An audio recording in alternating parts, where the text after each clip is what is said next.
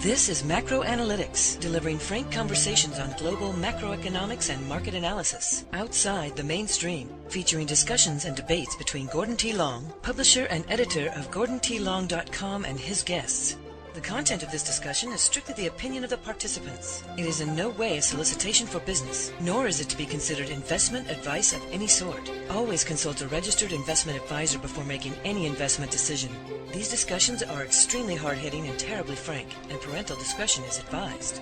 Now, on to the show. Good morning. It is Monday, March the 24th, 2014. I'm Gord Long at GordonTLong.com. As is normally the case, I have a lot of charts for us to go through this morning, so therefore I will pass over some of them quickly, but leave you to examine them further at your leisure. You'll need to open your viewer to full screen viewing, or you'll not be able to see some of the detail I'll be discussing. A reminder before we begin, do not trade from any of these slides. They are for educational and discussion purposes only. The purpose of the audio is to discuss key developments in those areas not specifically updated in this month's Global Macro Tipping Points Research Report document. The research document this month updates the macro outlook specifically. Therefore, the slides this morning will focus on our other three report areas, which include 1. Global Macro Tipping Points, 2. Global Regional Areas, and 3. U.S. Economic Developments. As I often do, I'd like to tie them together in a general discussion. I want to focus on what I see to be the Russian pivot. I'd like to talk about the real issue that's going on in the Crimea, what the battle is and what the war is, the choke points that are at stake here in the conflict and how strategic they are to both the East and to the West. The new game of financial warfare. There's new elements at play for the very first time, which I think signals a lot of what we're going to see in the future. And then, of course, overall, why I see a Russian pivot towards the East occurring here in May and June. It's already in process, centered out of energy and specifically gas, and how the Russian strategy has the potential to be a real table turner and, in fact, impact the United States dollar as the global reserve currency. Things to watch for. Let's start by making it clear that the Ukraine problem, which has created the Crimean conflict, is about the ongoing petrodollar battle as part of the U.S. dollar reserve currency war. The war has been underway since Saddam Hussein threatened to sell Iraq oil in euros. It was thrust again at us when Gaddafi was planning to sell Libyan gas and oil denominated in gold. Anytime anybody threatened to do this, very quickly after, typically within 3 to 5 months, they're invaded or are removed from power. It is absolutely mandatory that all oil and gas in the world be sold between parties in U.S. dollars. If that doesn't happen, there's over $6 trillion U.S. dollars that immediately won't be used and will come home. And if you want to know what hyperinflation looks like, that's the beginning of it. So it's not about controlling oil and gas. It's about controlling how it's paid and transacted. The Ukraine situation is a geopolitical battle which bridges battles over multiple issues that can be best considered as choke points. The strategic choke points are military, they're energy, specific to gas, whether pipelines or LNG, and that must be carefully differentiated, oil through pipelines, and economic. They all tie together when considered in the bigger context, as I said earlier, of the petrodollar battle and reserve currency war. Even a cursory examination of the situation will show anyone how strategic militarily the Crimean is to Russia and NATO. To both sides, it's a strategic imperative. To Russia, its survival rests on it. To NATO, it is the final step in gaining a first strike advantage, something that has not been possible since the Cold War began and détente dominated the strategic game board. A strategic military imperative, fear of being surrounded by U.S. and NATO, and nuclear first strike threat to Russia are fixated in Russia's mind right now on why they're taking the actions that they have, and will continue to do, frankly. Since the USSR broke up, Russia has witnessed a steady advancement and encroachment of NATO. Putin quickly realized when he first ascended to the presidency that Russia would never be welcome nor realistically a full partner in NATO for whatever reason, the West has actually acted as though Russia must be guarded against. I refer you to a couple of macroanalytic shows with F. William Engdahl, which can be found on the GordonTLong.com site, which addresses the whole concept and the U.S. strategy of full spectrum dominance. And I'll leave it at that. But it's important to really understand the threat that is being pushed at Russia, to understand how and why they're going to react in the way they're going to.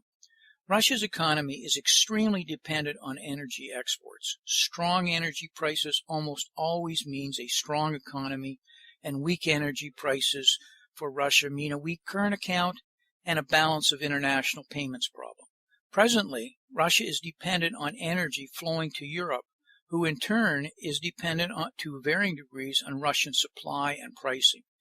It has been a balance that the Ukraine has unbalanced and destabilized. So far, the problems have been only political posturing, but not really supply problems themselves yet.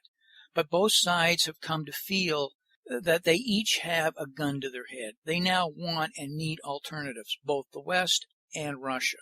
The Ukraine is a physical choke point for energy flows between the two regions. A politically unstable Ukraine has destabilized the whole tenuous balance. Syria is another choke point. It presently stops gas-rich Saudi Arabia and Qatar from building a pipeline to plug into the European distribution network now available through Turkey. If gas was to flow from Saudi Arabia and Qatar, which they strongly want and are financing and are committed to and are bringing pressures on the American government to make happen, the EU would be less dependent and the whole flow and balance would be removed from Russia to a large degree. For the U.S., this means the maintenance of the petrodollar. This is why they would support it, since both countries by agreement will only accept payments in U.S. dollars, both countries being Qatar and Saudi Arabia. When Russia stepped in last fall during the Syrian crisis, it was balancing its own interests in the region, military equipment and support for no pipeline through Syria. It is important to appreciate that gas can be delivered two ways, by pipelines or converted to liquid natural gas and then shipped. The latter requires liquefaction and gasification plants. Over the last decade, these very expensive infrastructures have been steadily funded and constructed throughout Europe and frankly right around the world.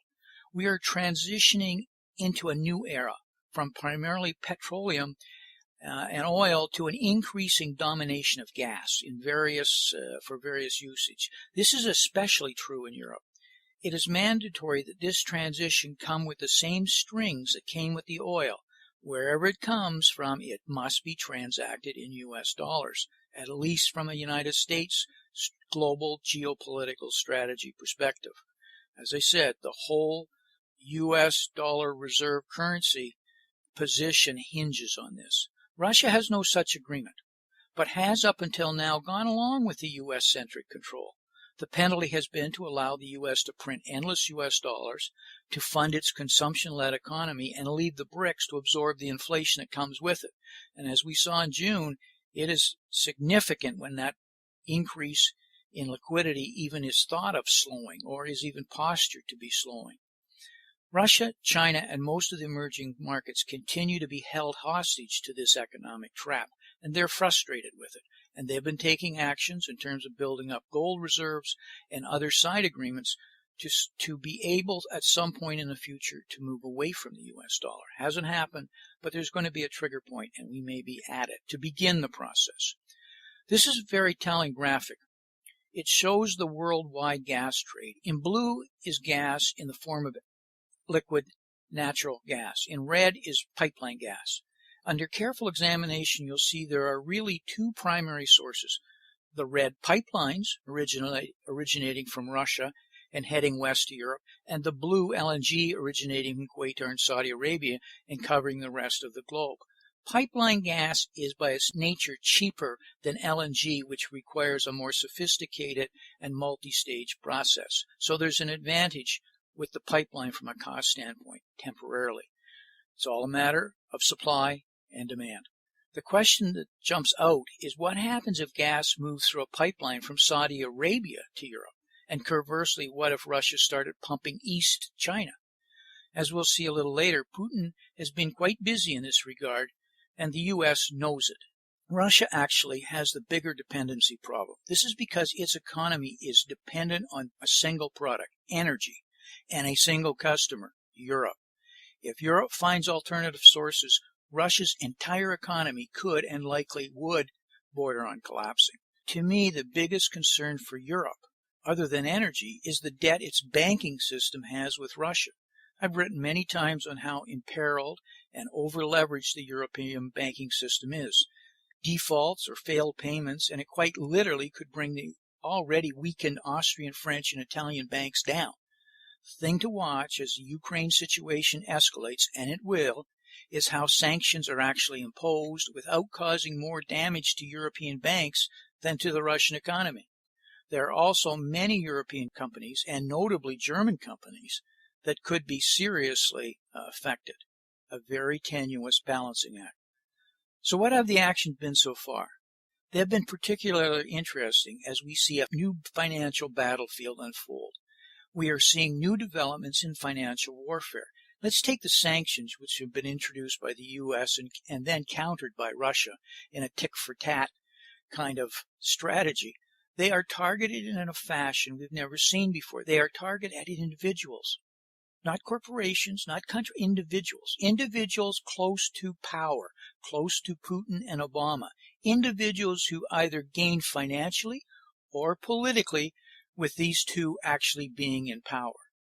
There's an old saying about always following the money. We don't have time here, but I suspect if we trace these individuals on both sides, we would be appalled at what we would find. It would appear both sides are well aware of each side's dirty laundry and how power really works behind the democratic political facade.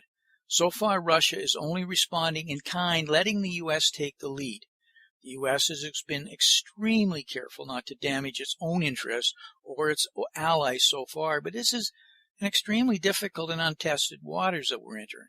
It is ripe for mistakes and unintended consequences in a world of slowing economic growth and weak post-2008 recoveries. Clearly, the U.S. and the West are using the international banks to work some trading magic behind the scenes. Russia's PEs are dramatically lower than the rest of the world's. They have been for some time, which has been a major dissatisfaction from Russia and its ability to raise the huge amounts of capital it needs for pipeline and energy expansion.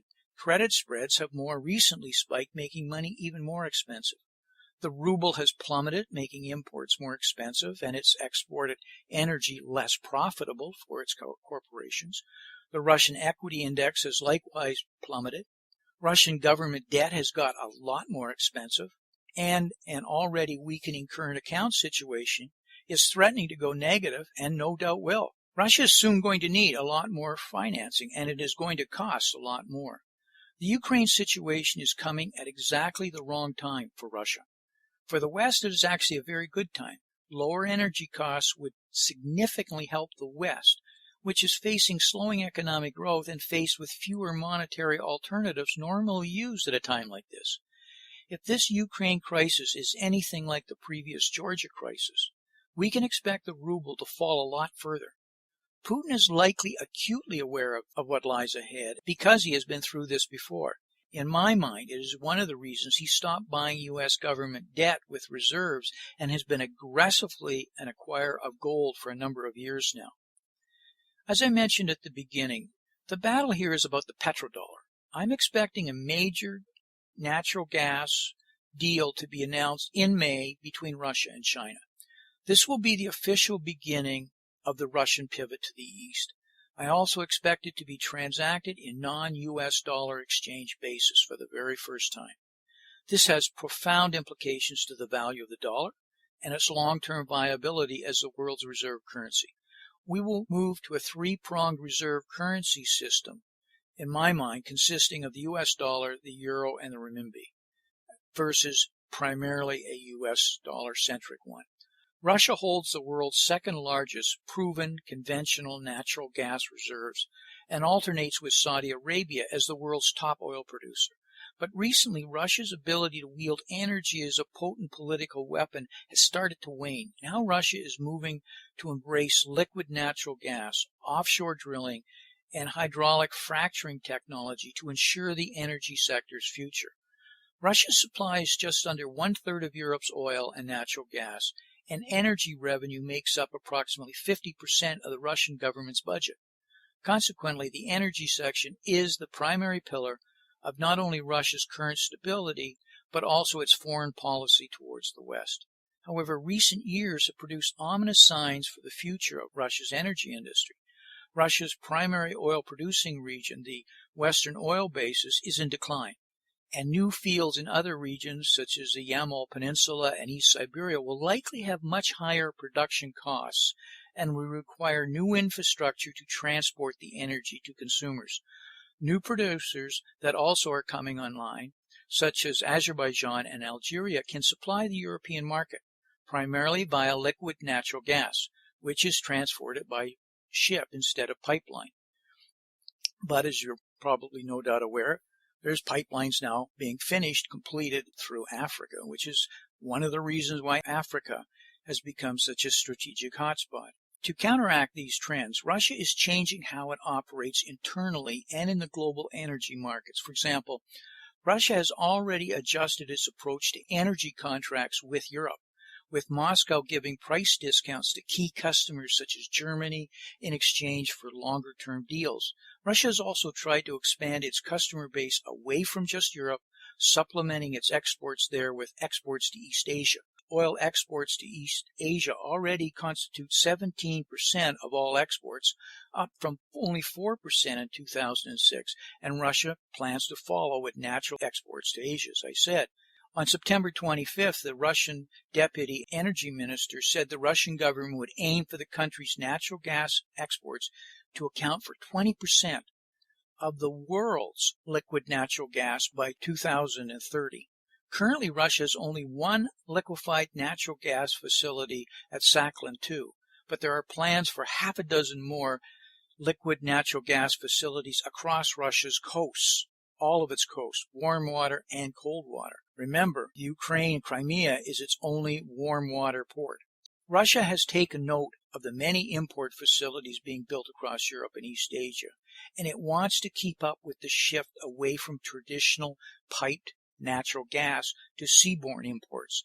This would be a major change for the country, but it would enable Russia to continue to drive its diversity, its customer base, since liquefied natural gas exports are able to go anywhere that has a liquefied natural gas import terminal. Crimea and Ukraine changed that whole single equation, and that's only one of the issues here at stake.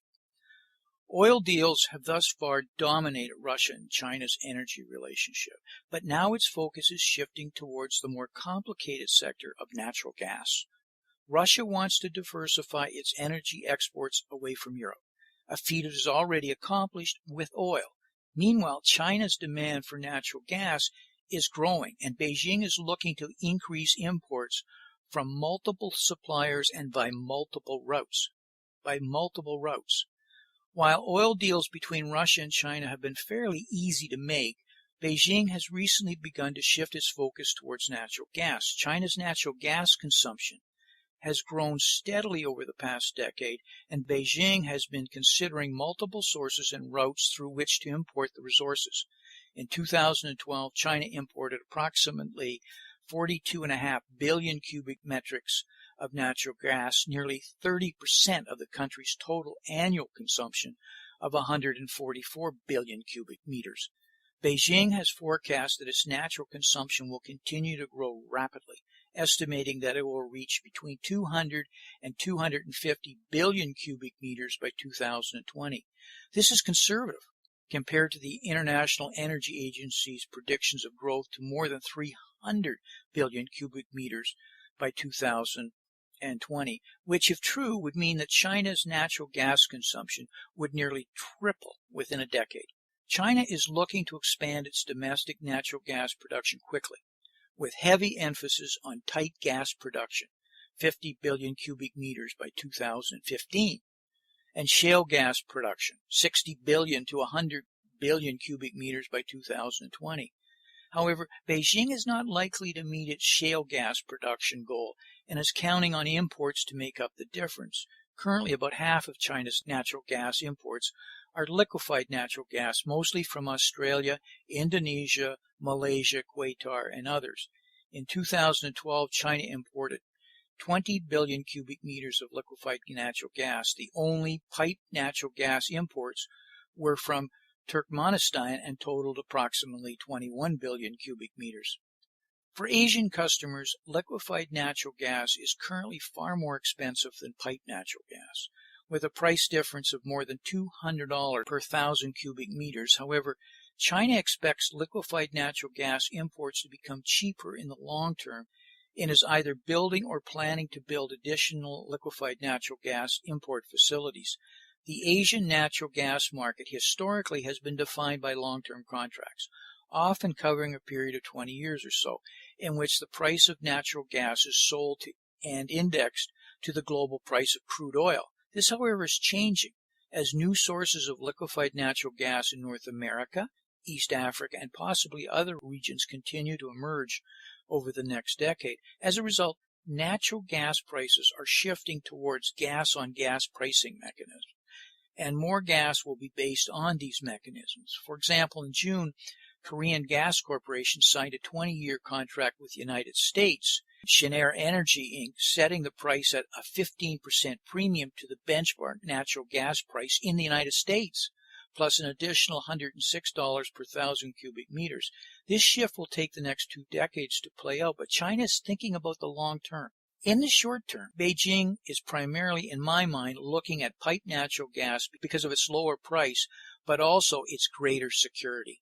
China has deeply rooted concerns about limiting its energy imports to suppliers that are transporting overseas, particularly since competition over resources and security in East Asian waters have intensified in recent years. In order to ensure that it has more secure avenue for natural gas imports than these resistive sea lanes, Beijing has turned its gaze westward to overland transportation routes. The Straits of Hormuz is considered the world's largest choke point, but very closely behind it is the Straits of Malacca, and China, Japan, Korea are totally dependent on that one shipping lane that for any reason could be bottlenecked. Right now, though, Russia has the ability to turn the tables, and in actual fact collapsing the petrodollar and holding that over the United States' head, who are not at all naive in any way to what Putin's really saying in that regard. But he also has the ability, Putin and the Russian government right now, to reverse its position in Iran, which has been instrumental for Obama in having Russian support to be able to negotiate a nuclear agreement with Iran. That could just blow up in terms of discussion, which complicates the whole Sunni-Shia problem throughout the region, which would be very disruptive to Saudi Arabia. Also, it has the ability to reverse its position on the Syrian support.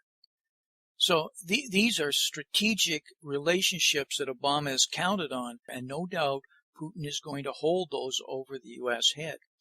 But it's also emboldening China's territorial expansion as more independent it has, and therefore China has a conflict with Japan right now. It has a conflict with the Philippines. There's other conflicts also here with the various islands north of Malaysia. The whole area could escalate to another higher level stemming from these gas and energy changes. Thanks to the ongoing shale gas revolution, the United States will emerge as one of the world's largest natural gas exporters over the next decade. High probability of that. That in itself is a huge development. It's not directly impacting today outside the United States, but it is clearly part of the United States strategy looking out 10 and 15 years. Over the past year, the United States Department of Energy has approved approximately 100 billion cubic meters of natural gas exports to countries with which the United States does not have free trade agreements. Exports are approved essentially immediately to countries with free trade agreements. However, only one liquefied natural gas export terminal in Louisiana has received environmental approval from the Federal Energy Regulatory Commission to begin construction, with a completion expected in late 2015. We're behind the curve here. To try and mitigate Russian influence in Europe, members of the U.S. Congress have increased pressures on the White House to fast-track approvals of U.S. natural gas exports.